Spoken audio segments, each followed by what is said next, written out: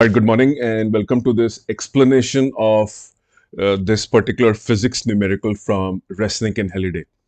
Now, if you look into this problem has three situations in a collision scenario, right? So you have a collision happening, and there is a force magnitude versus time graph given. So the y-axis is representing force in each of the graph, and the x-axis is representing the time in each of the graphs. So it's all the three situations tell you about a force time graph. A collision has happened, and you have to tell which graph represents the highest impulse, lowest impulse, and the medium impulse. So you have to rank the impulse with the help of the graph. Now, this is a very, very important concept of impulse. One of the ways impulse is calculated is by integrating the force. So remember this, the way to calculate impulse, one of the important ways is integrating.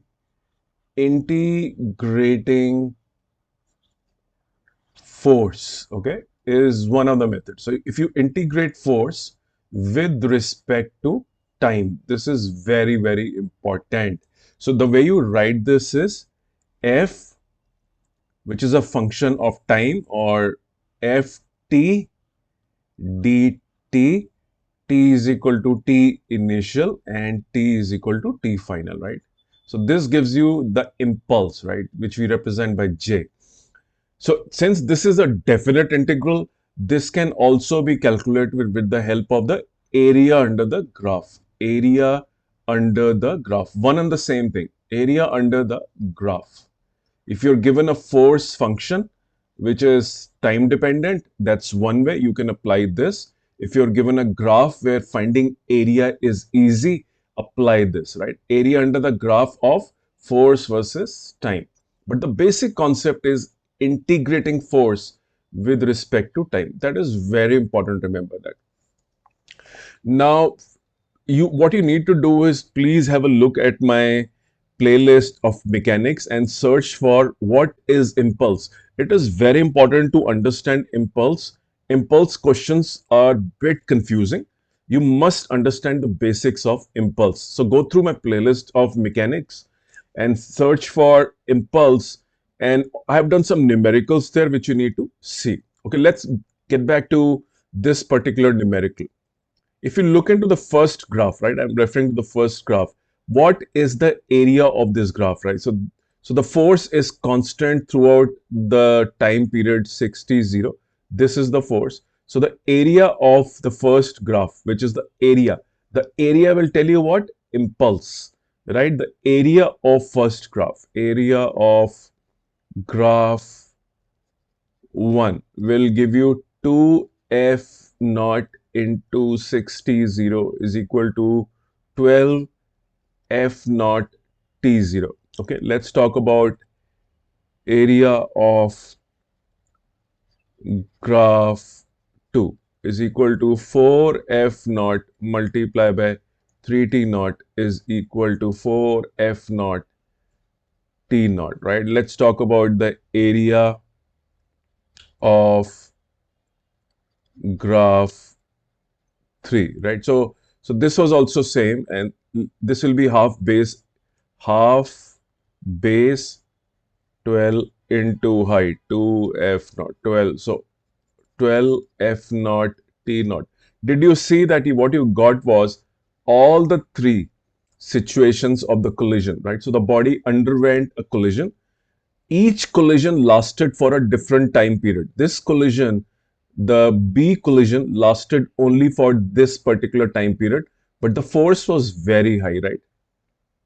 This particular collision, which is in A, lasted for a longer period of time, but the force was very small. So if you talk about A, the force was of very small magnitude, but it lasted for a very long period. The area in each of the situation has come out to be the same. And therefore, we can say that the magnitude of impulse in all the three situations is same, right? So the answer is there is no greatest first. In each of these situations, the magnitude of impulse is same. Now, impulse is dependent on the time period. Okay, if the time period is very small, right? For example, here the time period is smallest here, but the force is very high. The time period is very long here, but the force is very small, right? So multiple collisions, if a body undergoes different type of collisions, and the time of collision, right? For example, let's talk about this collision. These two balls collide with each other, and then they stay in touch with each other for different time periods, So they are in touch with each other for different time periods. That time period is very important, right? Generally, it has to be a very short time period for impulse to generate. This is the time, the 3t0, the 12t0, 6t0. This is the time for which the bodies are in touch with each other.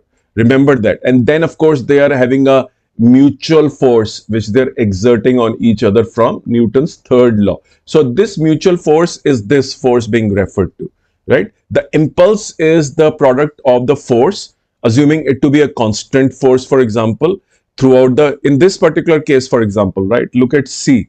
The force is a variable force. As the time progresses, the force reduces. But if you look into this graph B, the force is constant. So this force is the mutual force of action and reaction. This is the time for which the two bodies are in contact with each other.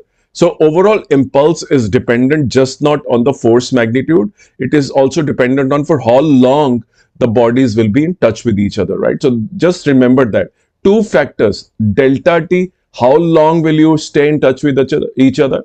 This is what it is represents, which is in the equation. And what is the mutual force of action and reaction, which is being referred to. Now, this force can be the a variable force or a constant force. If it's a variable force, use integration. If it's a constant force, directly multiply force multiply by t, right? Force multiply by t will directly give you if the force is constant. But if the force is not constant, then apply integration, right? The force varies as per time. So I hope this made sense. This was an excellent numerical to bring out the concept of impulse and how impulse can be solved with the help of graph. The basic concept you must remember is you have to integrate the force function with respect to time. This is the only channel which is giving explanation apart from solutions.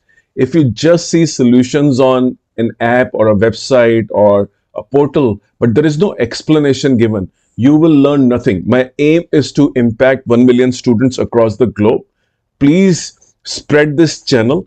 I have some fantastic videos and solutions and explanations given on physics class 11th and class 12th. These are universal, applicable across the countries. Currently, my channel is being viewed across United States, India, Philippines, Algeria, Pakistan, and some other countries, very importantly. So this is becoming a global channel. Please help me spread this, and you will see fantastic quality of videos and solutions coming. The and remember, if you do well in your career, this will be the greatest victory for me, that I could help you, earn better marks, and you are able to build a better career for yourself. So thank you very much for your time, and wait for my next video.